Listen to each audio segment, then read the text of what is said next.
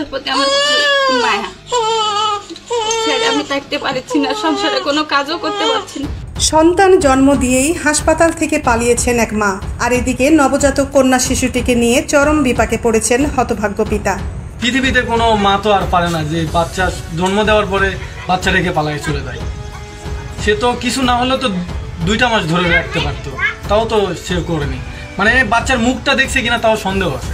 জানা যায় সন্তান জন্মের পর ডাক্তারের পরামর্শে ওষুধ আনতে যান নবজাতক শিশুটির বাবা, আর এ সুযোগে হাসপাতালের বিছানায় শিশুটিকে রেখেই পালিয়ে যান মা। পরবর্তীতে ওই নারী জানান স্বামীর সাথে আর সংসার করতে চান না, তিনি নিতে চান না সন্তান লালনেরও দায়িত্ব।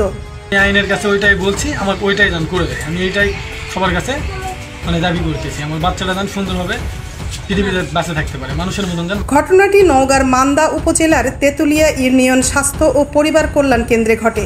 এই ঘটনা জানাজানি হলে এলাকা জুড়ে ব্যাপক চাঞ্চল্যের সৃষ্টি হয়েছে।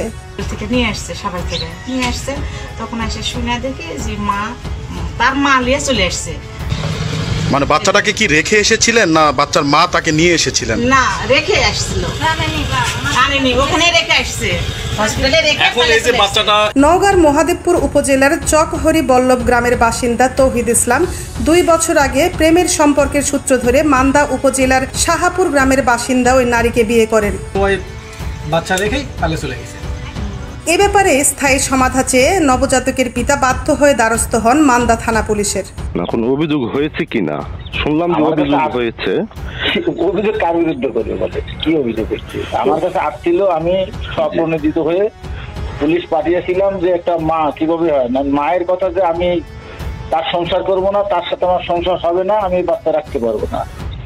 এখন জোর করে তো আমরা কারো কিছু করতেও পারবো না। না, সেটা তো বাচ্চা একটা নিষ্পাপ। আমি তারপরেও বাবাকেও বকা দিচ্ছি আর মাকেও বকা দিচ্ছি। আমি খুবই খারাপ চোখে দেখতেছি এটা, খুবই এটা মানুষ করে না এগুলা কাজ। এটা মানুষ হয় মানুষের কাজ করে না। একটা ছোট বাচ্চা তুই কি করে তার মা চলে আসতে পারে? কেউ পারবে বলেন? কেউ পারবে না, কিন্তু উনি পারছে। কি করে পারছে শুধু উনিই জানেন, আল্লাহ জানে। আর কেউ পেটের ব্যথা হতে রাত 12টায় পেটের ব্যথা হতে। মারিয়া নূর, নিউজ ডেস্ক, সময়ের কলম।